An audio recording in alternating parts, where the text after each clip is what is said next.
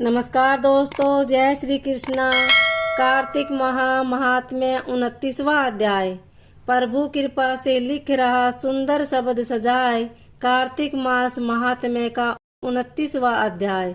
राजा पृथु ने कहा, हे मुनि श्रेष्ठ, आपने कलह द्वारा मुक्ति पाए जाने का वृत्तांत मुझसे कहा, जिसे मैंने ध्यान पूर्वक सुना।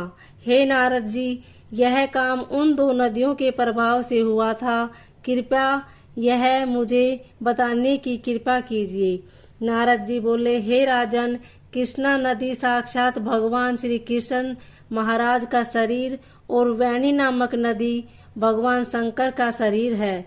इन दोनों नदियों के संगम का महात्म्य श्री ब्रह्मा जी भी वर्णन करने में समर्थ नहीं है। फिर भी चूंकि आपने पूछा है, इसलिए आपको इनकी उत्पत्ति का वृत्तांत सुनाता हूँ। ध्यान पूर्वक सुनो।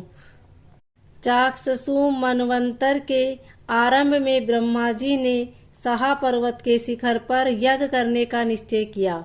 वह भगवान विष्णु, भगवान शंकर तथा समस्त देवताओं सहित यज्ञ की सामग्री लेकर उस पर्वत के शिखर पर गई। महर्षि भिंगु आदि ऋषियों ने ब्रह्म मुहूर्त में उसे दीक्षा देने का विचार किया। तत्पश्चात भगवान विष्णु ने ब्रह्मा जी की भार्या तवरा को बुलवाया। वह बड़ी धीमी गति से आ रही थी। इसी बीच में भिंगु जी ने भगवान विष्णु से पूछा, हे प्रभु, आपने तवरा को शीघ्रता से बुलाया था, वह क्यों नहीं आई? ब्रह्म मुहूर्त निकल जाएगा। इस पर भगवान विष्णु बोले, यदि तवरा यथा समय यहाँ नहीं आती है तो आप गायत्री को ही स्त्री मानकर दीक्षा विधान कर दीजिएगा। क्या गायत्री पुण्य कर्म में ब्रह्मा जी की स्त्री नहीं हो सकती? नारद जी ने कहा, हे राजन, भगवान विष्णु की इस बात का समर्थन भगवान शंकर जी ने भी किया। यह बात सुनकर भिंगु जी ने गायत्री को ही ब्रह्मा जी के दाईं ओर बिठाकर दीक्षा विधान आरंभ कर दिया। जिस समय ऋषि मंडल गायत्री को दीक्षा देने लगा, उसी समय तवरा भी यज्ञ मंडल में आ पहुंची। ब्रह्मा जी की दाई ओर गायत्री को बैठा देखकर ईर्ष्या से कुपित होकर तवरा बोली, जहाँ अपूजों की पूजा और पूजों की अप्रतिष्ठा होती है, वहाँ पर दुर्भिक्ष, मृत्यु तथा भय तीनों अवश्य हुआ करते हैं। यह गायत्री ब्रह्मा जी की दाई ओर मेरे स्थान पर विराजमान हुई है, इसलिए यह अदृश्य बहने वाली नदी होगी। आप सभी देवताओं ने बिना विचारे इसे मेरे स्थान पर बिठाया है, इसलिए आप सभी जड़ रूप नदियां होंगे।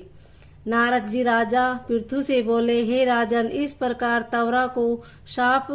तवरा के शाप को सुनकर गायत्री क्रोध में आग बबूला होकर अपने होठ चबाने लगी। देवताओं के मना करने पर भी उसने उठकर तवरा को श्राप दे दिया। गायत्री बोली, तवरा, जिस प्रकार ब्रह्मा जी तुम्हारे पति हैं, उसी प्रकार मेरे भी पति हैं। तुमने व्यर्थ ही श्राप दे दिया है, इसलिए तुम भी नदी हो जाओ। तब देवताओं में खलबली मच गई। सभी देवता तवरा को साष्टांग प्रणाम करके बोले, हे देवी, तुमने ब्रह्मा आदि समस्त देवताओं को जो श्राप दिया है वह उचित नहीं है, क्योंकि यदि हम सब जड़ रूप नदियां हो जाएंगे तो फिर निश्चय ही यह तीनों लोक नहीं बच पाएंगे।